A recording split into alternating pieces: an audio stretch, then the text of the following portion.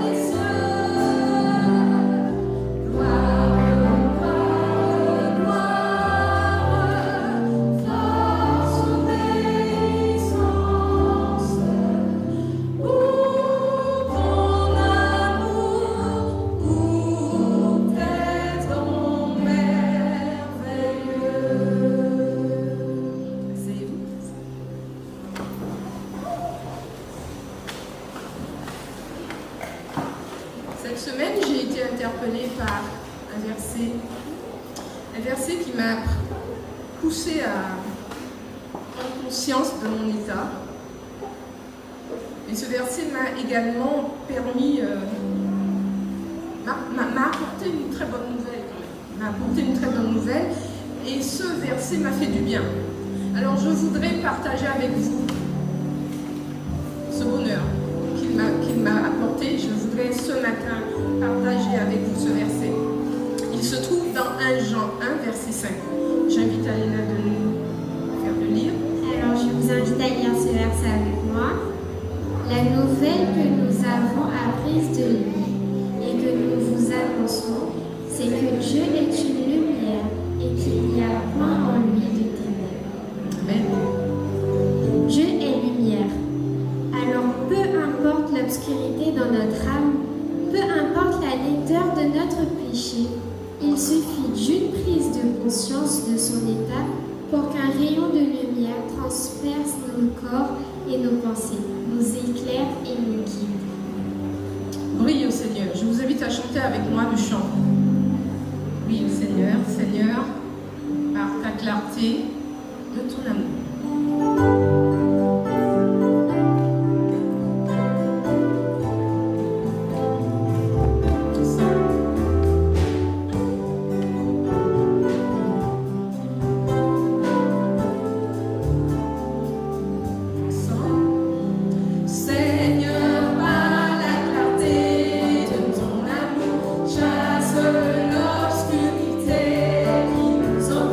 Jésus, toi la lumière.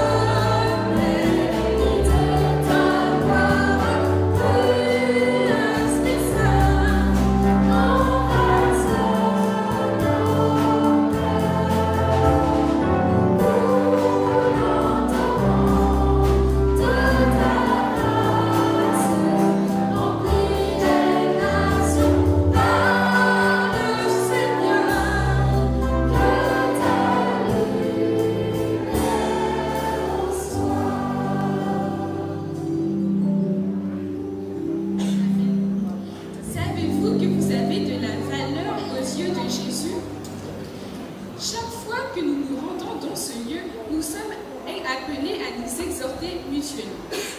Alors j'aimerais vous inviter en ce matin à vous tourner vers votre voisin et à lui dire cette phrase simple. Tu as de la valeur aux yeux de Jésus.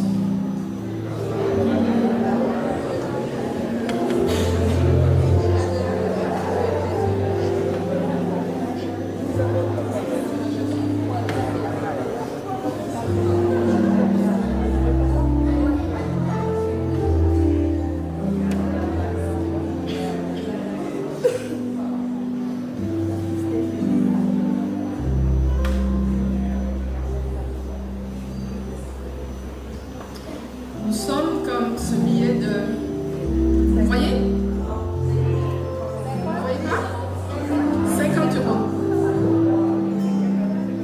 Même si je le grise, même si je le chiffonne, même si je le mets par terre, il reste un billet de... Il en est de même pour nous. Nous avons de la valeur aux yeux de Dieu. Amen. N'oublions jamais cela. Jésus t'aime. Jésus nous aime tous. Et nous allons le chanter. C'est un petit chant très intéressant, très animé, qui nous rappelle combien Dieu nous aime. Et c'est la Bible qui le dit.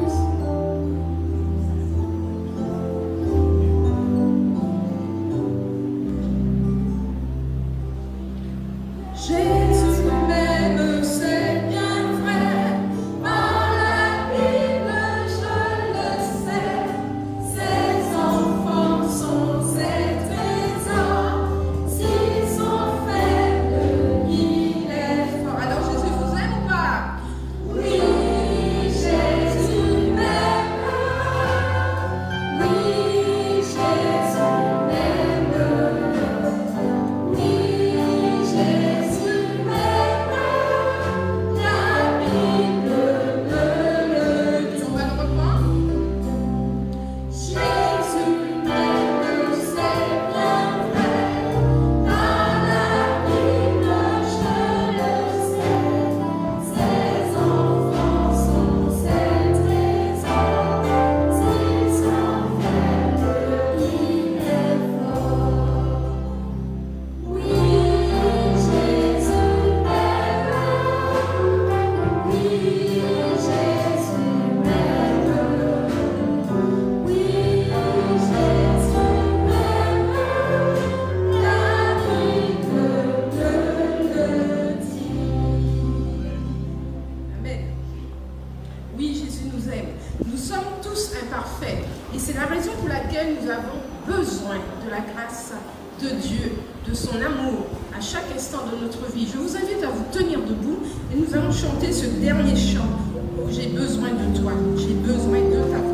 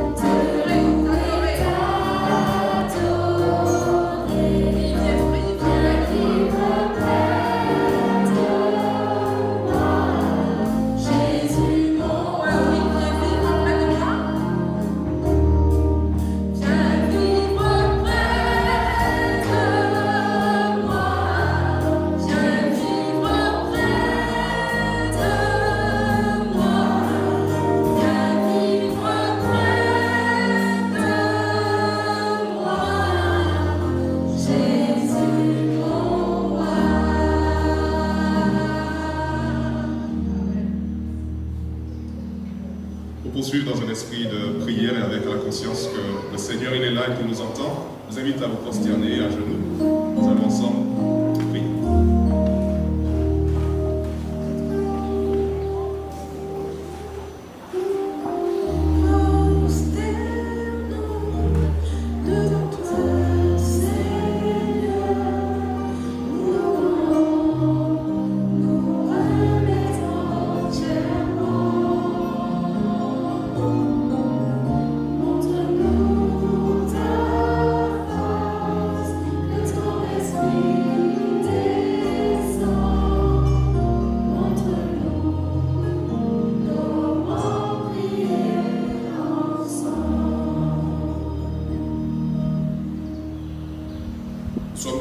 Devant toi, notre Dieu, et parfois ta personne nous dépasse. Nous avons de la peine à imaginer exactement qui tu es, si ce n'est parce que tu te révèles à nous comme étant notre Père céleste. Tu es celui par qui existe toute chose. Notre existence sur cette terre n'a pas échappé à ta préscience, à ton plan pour nous. Tu te révèles également à travers Jésus le Sauveur, celui qui est le chef de l'Église, celui qui n'a pas hésité à offrir sa vie afin de pouvoir sauver chaque personne sur cette terre et faire paraître devant toi chacun irrépréhensible, sans tache, sans péché. Tu te révèles également à nous en tant que consolateur, en tant que Saint-Esprit. Et nous voulons te remercier parce que ainsi Jésus vit en nous. Ainsi nous sommes transformés à son image. Chaque fois que nous contemplons son caractère, toi Saint-Esprit, tu nous transformes en sa même image. Merci pour cette merveilleuse révélation. Merci parce que tu nous invites dans ce lieu, sabbat après sabbat, afin de pouvoir te rencontrer dans la présence de nos frères et sœurs et partager un moment d'adoration de ta personne. Mais tu nous permets également de vivre et de traverser les semaines quand nous sommes séparés. Tu nous protèges, tu nous diriges, tu nous guéris, tu nous nourris, tu nous donnes la force d'accomplir des plans que nous faisons également. Mais aussi tu nous reprends, tu nous pardonnes. Et pour toutes ces choses, nous voulons te remercier, te demander de continuer à être présent dans notre vie. Seigneur, je veux te présenter notre Église ce matin. Nous avons parlé beaucoup, nous avons étudié, nous avons lu dans ta parole. Mais parfois nous avons du mal à appliquer ce que nous savons être bien.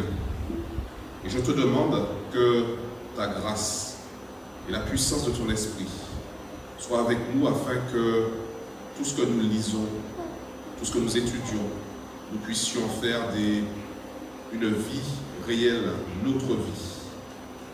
Nous voulons également te présenter notre Église dans cette mission que tu lui as confiée. Tu dis que nous devons être la lumière du monde et le sel de la terre. Tu dis que nous devons prêcher aux nations, que nous devons leur apporter l'Évangile. Il y a plusieurs programmes qui vont bientôt se mettre en place. Nous allons pouvoir, de manière un peu plus particulière, partager avec nos amis, avec nos concitoyens, avec les personnes que nous rencontrons quotidiennement, ces personnes pour qui tu as donné ta vie aussi, leur permettre de recevoir ce message de l'Évangile. Je te prie pour pasteur Gély qui aura animé ce programme pendant tout le mois de mai et de juin. Je te prie pour sa famille, je te prie pour sa préparation, je te prie pour son ministère en tant que président de la mission, que vraiment il soit sous ton influence pendant toute cette période, et non seulement cette période, mais toute sa vie finalement. Je te prie pour pasteur Florentin aussi, que tu puisses le bénir abondamment. Tu sais ce dont il a besoin, tu sais ses aspirations personnelles, intimes, tu sais peut-être aussi ses inquiétudes. Et pour lui, je te demande que tu puisses l'aider à être prêt, parce que le 8, il devra commencer à prêcher, et ce message il sera vu sur YouTube, il sera vu dans le monde entier, et que ce moment soit une manière pour toi de saisir également et d'influencer les cœurs afin que le plus grand nombre soit sauvé. Bénis sa famille, protège-les. Bénis sa préparation afin qu'il soit toujours à ton écoute et que ce ne soit pas de lui que viennent ces sujets, mais que ce soit toi qui les lui donnes à travers cet effort de préparation qu'il fait. Père Céleste, nous allons déposer dans un instant des dîmes, des offrandes, de l'argent. Nous savons que tout appartient. Le monde t'appartient et que tu n'as pas besoin en fait de notre argent.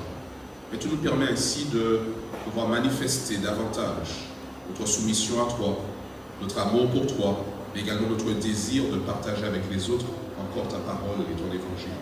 Alors que cet argent soit béni, son utilisation bénie, que les décisions que nous prenons quand nous l'utilisons soient également dirigées par toi. Je te remercie, tendre Père, de nous écouter, de nous entendre, de nous exaucer. Au nom de Jésus. Amen.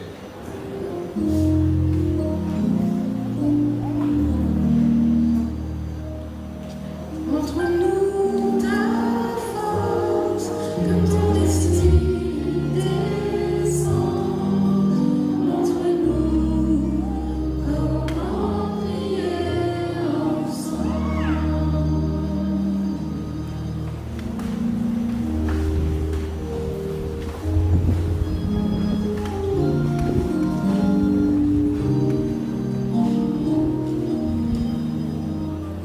Service de fidélité, tous ceux qui furent entraînés par le cœur et animés de bonne volonté vinrent et apportaient une offrande à l'Éternel pour l'œuvre de la bande d'assignation, pour tout son service et pour les vêtements sacrés. Les hommes vinrent aussi bien que les femmes. Tous ceux dont le cœur était bien disposé apportèrent l'offrande dont ils avaient consacrée à l'Éternel. Exode 35, versets 21 à 22.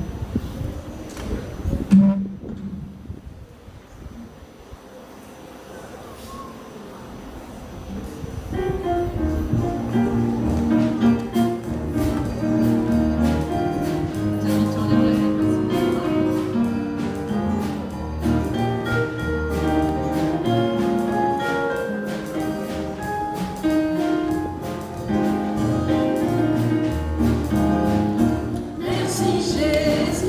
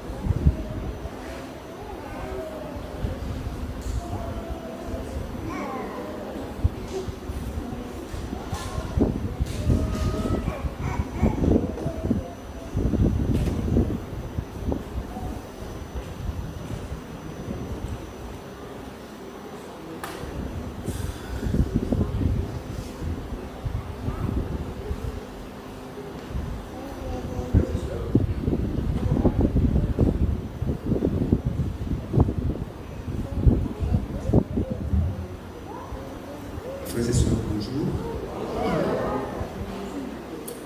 Excusez-moi pour les manipulations.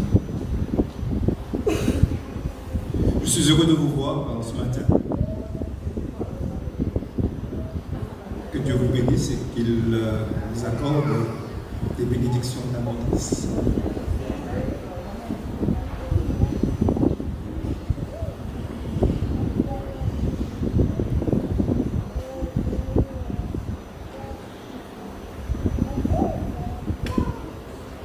Thomas Dooley était un médecin dans la marine américaine.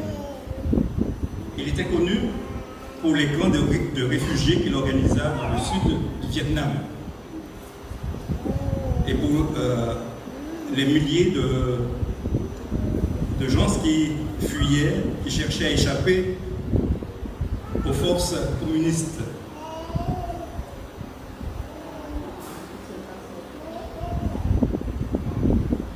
En 1959, Dooley apprit qu'il était atteint d'un cancer incurable.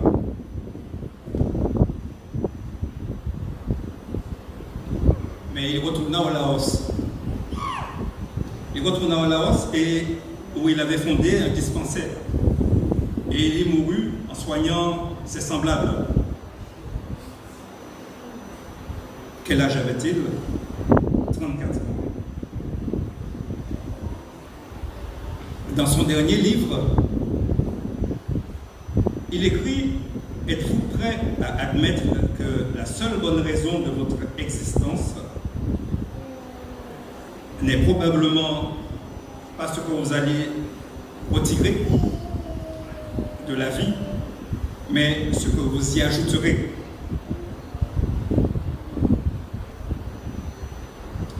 Prions. Seigneur, Dieu Tout-Puissant, Créateur de l'univers, à toi louange, honneur et gloire. Je viens te réclamer en ce matin ton Esprit Saint, afin que ton peuple comprenne ton message et qu'il fasse de nous une église active et une église mobilisée pour ton service. Garde et bénis chacun. C'est le cas que je te demande au nom béni de ton Fils, pour ta gloire. Amen.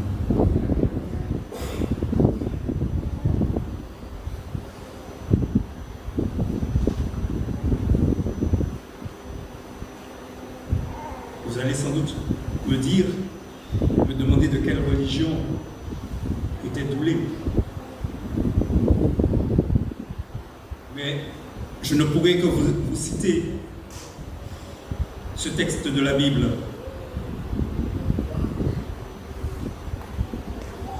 La religion proposée dans la parole de Dieu n'est pas seulement doctrinale, mais elle est également pratique. Nul chrétien ne peut déroger à cette dimension pratique sans craindre de vivre une religion dénuée du sacré. Et l'apôtre Jacques, justement, décrit la religion de la manière suivante. Dans Jacques, chapitre 1, verset 27, la religion pure et sans tache consiste à visiter les orphelins et les veuves dans leur affliction et à se préserver des souillures du monde. Nous pourrions citer aussi Proverbe 14, verset 21. Heureux celui qui a pitié des misérables.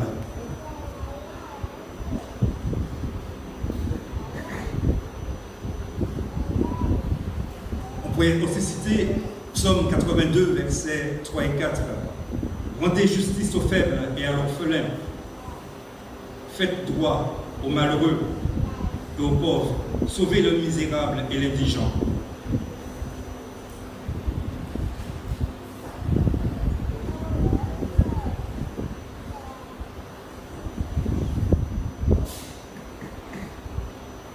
Et pour garder à l'esprit cet objectif toujours devant nous,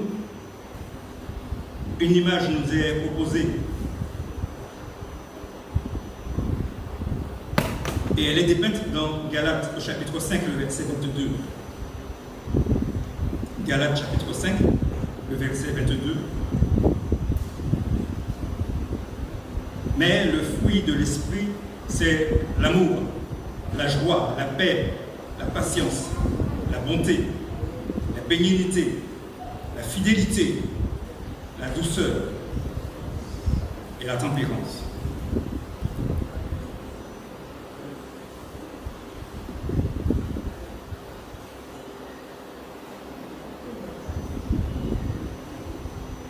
Le mot fruit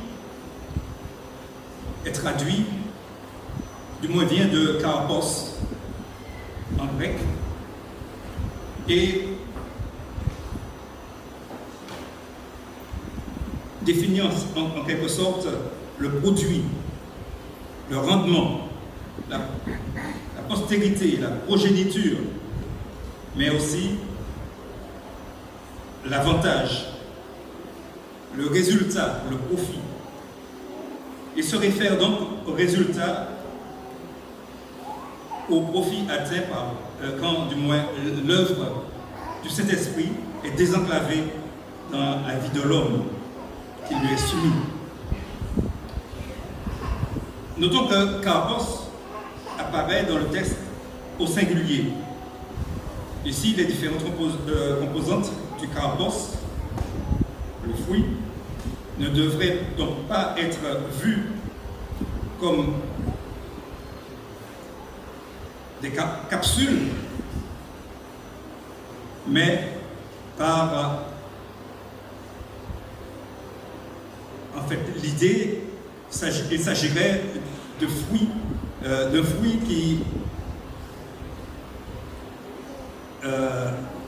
dont les composantes du moins pourraient être vues comme des nutriments de fruits. Donc tout ce que nous avons cité, l'amour, la paix, la joie, la patience, ce seraient les différentes vitamines du fruit de l'esprit. Ainsi, l'Esprit de Dieu, agissant en l'homme, ne privilégie pas le développement de certaines qualités au détriment des autres. Le fruit se développe de manière harmonieuse. Et ainsi en est-il du caractère du chrétien soumis à l'Esprit de Dieu. Donc il produira en son temps chaque nutriment de ce fruit. Ce qui fait de ce fruit un fruit de qualité, c'est qu'il n'est pas produit par nous-mêmes, mais il est reproduit en nous, avec bien sûr notre consentement et notre pleine collaboration par la puissance du Saint-Esprit. Lisons donc dans deux textes. Éphésiens, chapitre 3, le verset 16 à 19. Alors, si quelqu'un a trouvé, il nous fasse la lecture. Éphésiens, chapitre 3, le verset 16 à 19. Et quelqu'un d'autre, Ézéchiel 36, le verset 27. Afin qu'il vous donne, selon la richesse de sa gloire, d'être puissamment fortifié par son esprit dans l'homme intérieur, en sorte que Christ habite dans vos cœurs par la foi, afin qu'étant enracinés et fondés dans l'amour, vous puissiez comprendre avec tous les saints quelle est la largeur, la longueur, la profondeur et la hauteur, et connaître l'amour de Christ qui surpasse toute connaissance, en sorte que vous soyez remplis jusqu'à toute la plénitude de Dieu. Voilà, lorsque nous sommes remplis de l'Esprit de Dieu, eh bien, nous aurons à expérimenter la profondeur de l'amour de Dieu.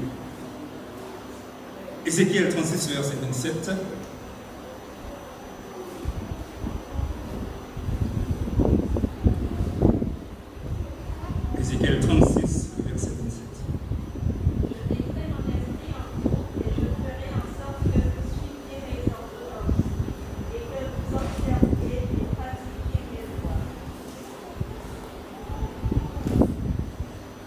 Alors, qui c'est qui met son esprit? C'est Dieu lui-même.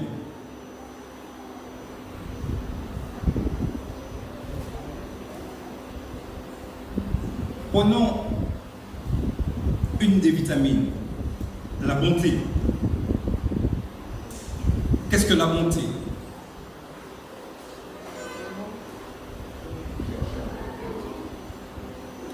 Chercher à faire le bien aux autres.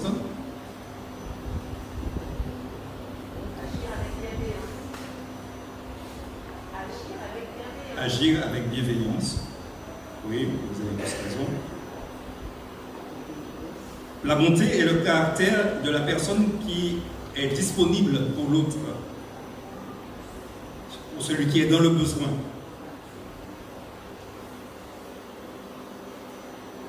Comment peut-on reconnaître, comment peut-on savoir si nous-mêmes, nous avons en nous ce beau trait de caractère?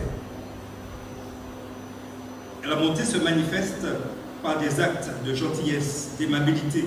Elle se caractérise par l'altruisme et la charité.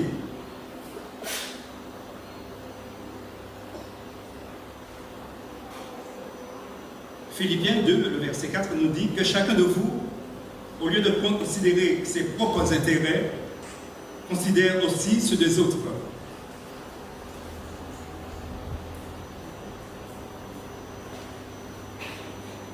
Donc, si nous avons acheté notre petit sandwich,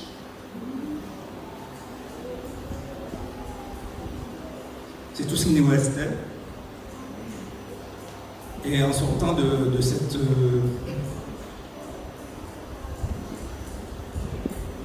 boulangerie, de cette pâtisserie, vous voyez un mendiant qui vous demande de quoi manger. Voilà. Vous le lui donnez. Je nous propose de couper en deux ce sandwich.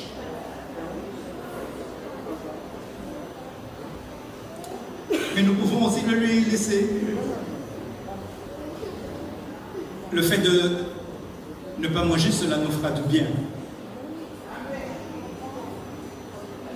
C'est vrai. Je vous l'affirme. Et un de ces jours, je vais vous emmener un document qui le prouve. En sautant un repas, nous ne nous faisons pas du tort, nous nous faisons du bien. Alors, Christ nous le dit. Ayez en vous les sentiments. Paul nous le dit du moins. Ayez en vous les sentiments qui étaient en Jésus-Christ, lequel, existant en forme de Dieu, n'a point regardé comme une proie arrachée d'être égal à Dieu, mais il s'est dépouillé lui-même en prenant une forme de serviteur et en devenant semblable aux hommes. Il a paru comme un simple homme. Ainsi, la bonté est une manifestation. Alors, premièrement, une manifestation d'humilité. Il n'a point regardé comme une proie à arracher. Une manifestation d'abnégation. Il s'est dépouillé lui-même. C'est de l'abnégation. C'est une manifestation d'aide en prenant une forme de serviteur.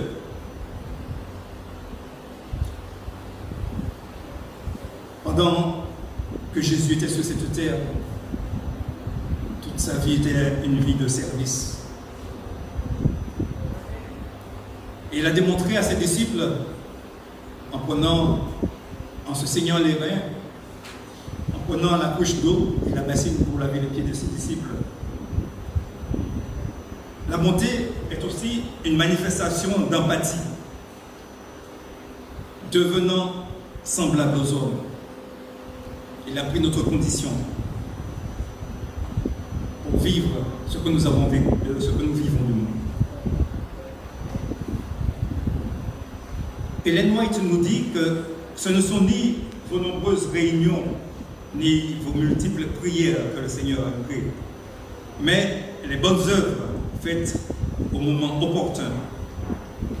Il faut s'occuper moins de soi-même et pratiquer davantage la bienveillance. Nous serons comme un jardin arrosé, comme une source dont les eaux ne tarissent point. Être bon implique le sacrifice, le don de soi. C'est consentir à notre inconfort en vue du réconfort d'autrui. À ce titre, nous comprendrons que la présence du Saint-Esprit en nous est une grande importance pour Dieu. L'Éternel, Dieu miséricordieux, compatissant, lent à la colère et riche en bonté et en fidélité. Il est riche en bonté et il est riche en fidélité.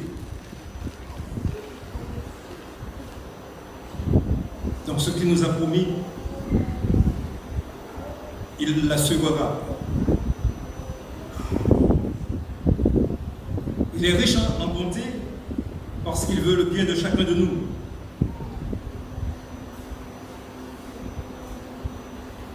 Et le psalmiste confirme cette idée en écrivant « Car l'Éternel est bon et sa bonté durera toujours ».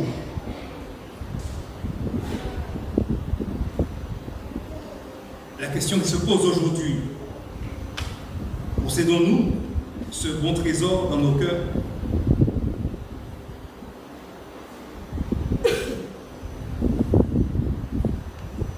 Une action altruiste.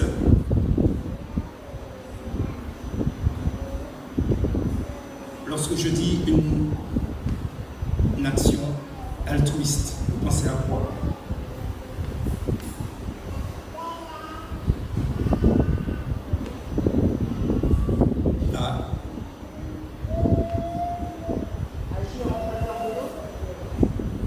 Agir en faveur de l'autre, oui, bien sûr. Et une action que nous menons,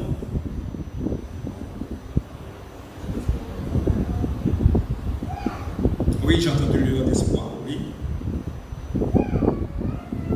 La collecte annuelle. La collecte annuelle est une action altruiste. Et c'est l'opportunité pour chacun de permettre à Dieu de développer la bonté et la bienveillance en soi.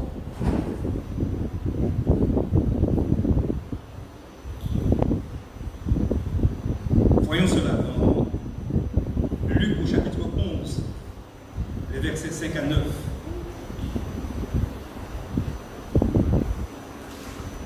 Alors, Luc rapporte cette parabole. Si l'un de vous a un ami et qu'il aille le trouver au milieu de la nuit pour lui dire « Ami, prête-le-moi fort bien, car un de mes amis est arrivé de voyage chez moi et je n'ai rien à lui offrir. » Et si de l'intérieur de sa maison, cet ami lui répond « Ne m'importune pas, la porte est déjà fermée. Mes enfants et moi sommes au lit et je ne puis me lever pour te donner des pains. Je vous le dis, même s'il ne se levait pas pour les lui donner, parce que c'est son ami, il se lèverait à cause de son importunité et lui donnerait tout ce dont il a besoin.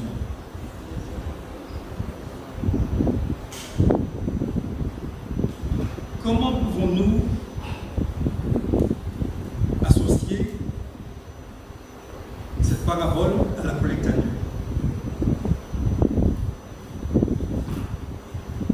Plusieurs principes se dégagent de cette parabole.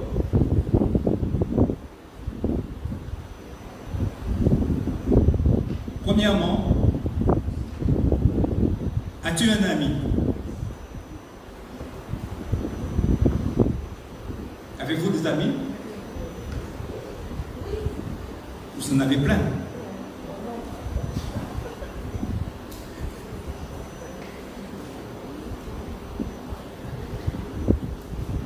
Il ne faut pas s'arrêter à un ami dans la vie. Non, il faut avoir beaucoup d'amis. Tous ceux qui nous entourent, ce sont des amis. Alors, le texte dit bien, si l'un de vous a un ami,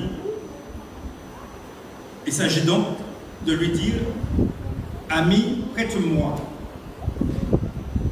Et Jésus le place dans le cadre de la collecte annuelle, de la collecte altruiste. Il faut aller à la rencontre d'un ami. Cet homme va vers son ami. Il ne s'agit pas de quémander ni de faire la manche, ou encore de mendier à un étranger quelconque. Il s'agit, bien au contraire, de puiser dans son entourage, dans ses bonnes relations. Il est question de se rapprocher de personnes de confiance, c'est-à-dire quelqu'un qui nous fait confiance et à qui nous faisons aussi confiance. C'est pourquoi il a conseillé aux quêteurs d'établir la liste des personnes susceptibles de pouvoir donner.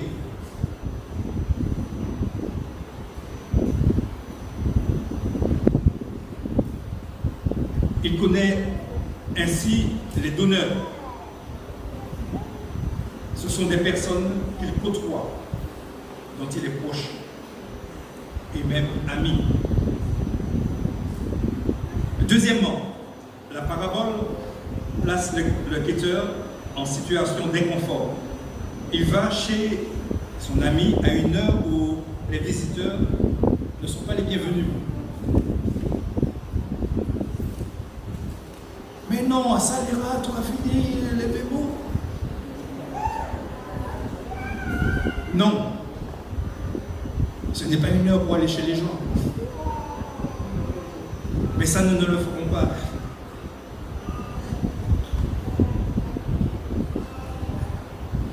Cet homme n'hésite pas à se mettre en difficulté car il est conscient du besoin urgent du voyageur. Il a faim, il est épuisé. Et il faut combler son besoin. Troisièmement, remarquons que le quêteur considère celui qui est dans le besoin comme un ami, c'est-à-dire quelqu'un qu'il aime. C'est ce qui motive, c'est ce qui le motive à se mettre dans une situation embarrassante. Un de mes amis est arrivé de voyage. L'amour des âmes devrait être le seul motif qui nous pousse à une pratique de la religion pure et sans tâche. Tout autre motif est à proscrire. Paul déclare dans « Quand je distribuerai tous mes biens pour la nourriture des pauvres, quand je livrerai mon corps pour être brûlé, si je n'ai pas l'amour, cela ne me sert de rien. » Corinthiens 13, verset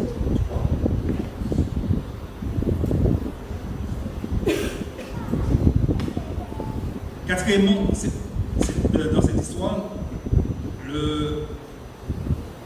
cet homme sollicite un créancier en disant « Prête-moi 3 pains ». Ainsi, celui qui donne peut s'attendre à quelque chose en retour. C'est l'opportunité pour le quêteur de laisser entendre au donneur que le grand rémunérateur de tous ceux qui s'engagent pour le bien-être d'autrui n'oubliera pas son engagement. Ce qu'il donne n'est pas un investissement à perte, mais le Seigneur saura le lui rendre en temps voulu. Celui qui donne aux pauvres n'éprouvera pas la disette, mais celui qui ferme les yeux est chargé, nous dit Proverbe 28, verset 27.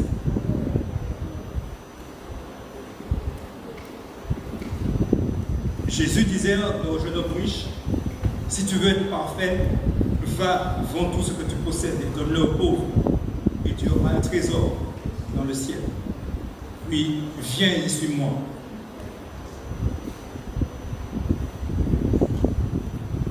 Ecclésiaste, ce verset vous le connaissez très bien. Ecclésiaste chapitre 11, le verset 1er, nous dit « Jette ton pain sur la surface des eaux, car avec le temps, tu le retrouveras. »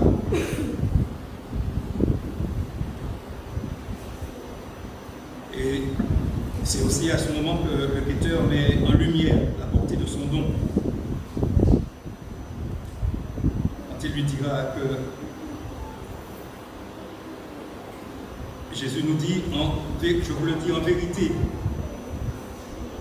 toutes les fois que vous avez fait ces choses à l'un de ces plus petits de mes frères, c'est à moi que vous l'avez fait.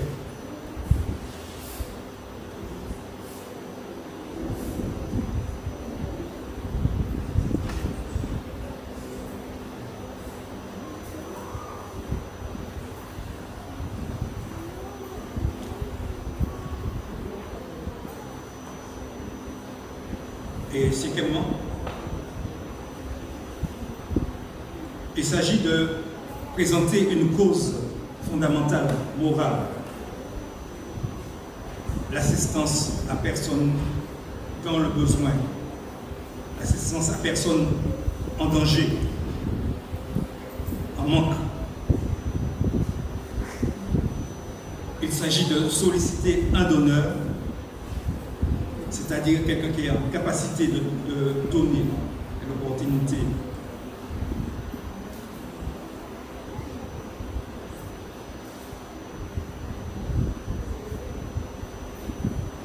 Il s'agit d'éveiller la conscience du donneur sur les besoins des autres.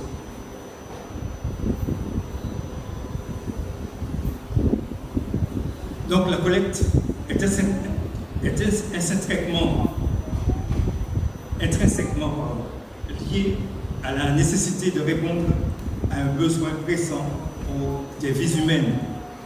Alors, Jésus conclura cette parabole en disant, je vous le dis, demandez et l'on vous donnera. Cherchez et vous trouverez. Frappez et l'on vous ouvrira. Cette parabole révèle que le donneur peut donner, non par conscience morale, mais par importunité. Quel que soit le motif qui poussera ce donneur à faire un geste, un don, le quêteur se réjouira de ce que Dieu a ouvert une porte et qu'il a permis à ce que le besoin pressant soit assouvi.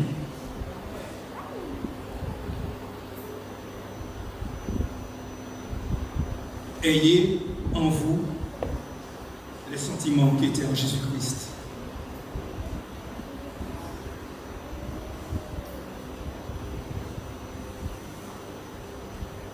Là, je pense que chacun est motivé pour participer à la collecte annuelle. N'est-ce pas? Nous avons des cartes à vous distribuer à la sortie.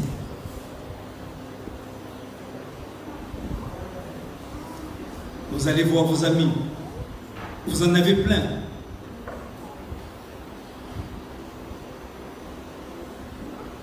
Ainsi, vous pourrez aider le secours adventiste à avoir des provisions pour... nous voyons dans les rues de Cayenne des gens qui sont dans le besoin. Il faut que nous soyons à leur service.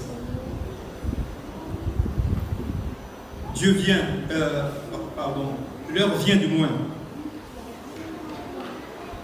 où nous serons, nous aussi, privés de salaire. Il y en a qui le sont déjà. L'heure vient où nous serons privés de tout moyen de subsistance, de nos biens, de nos emplois. Et toute aide, d'où qu'elle vienne, seront les bienvenus. Mais c'est de Dieu qu'elle viendra à ce moment-là. Car nous serons l'ennemi à abattre, l'ennemi de tous ceux qui voudront,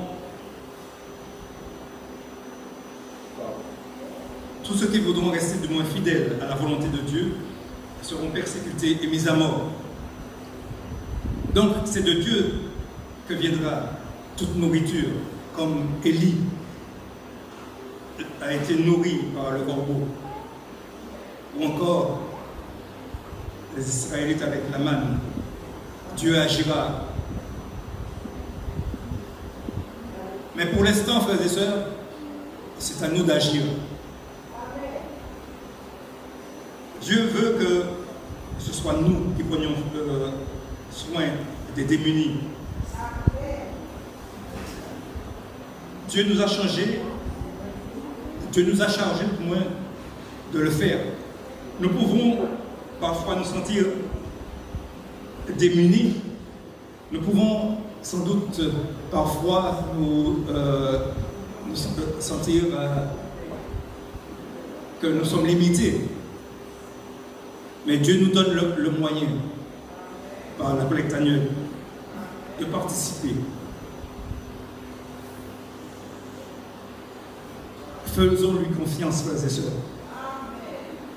Dieu est attentif à toutes nos souffrances, à tous nos besoins. Il a besoin d'agents actifs. Le miracle des corbeaux et la manne, c'est pour plus tard. Il veut développer en nous les fruits de l'esprit. Voulez-vous réellement l'avoir, ce fruit de l'esprit? Voulons-nous avoir les sentiments qui étaient en Jésus-Christ?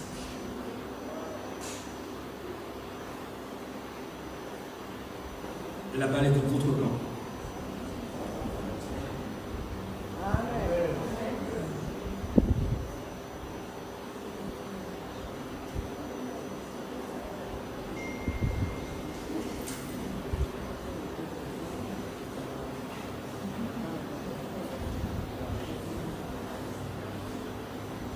Remercions Daniel pour son message. Je vous invite à vous tenir debout. Nous allons chanter ensemble le cantique Hymne louange numéro 206. Lève-toi, vaillant.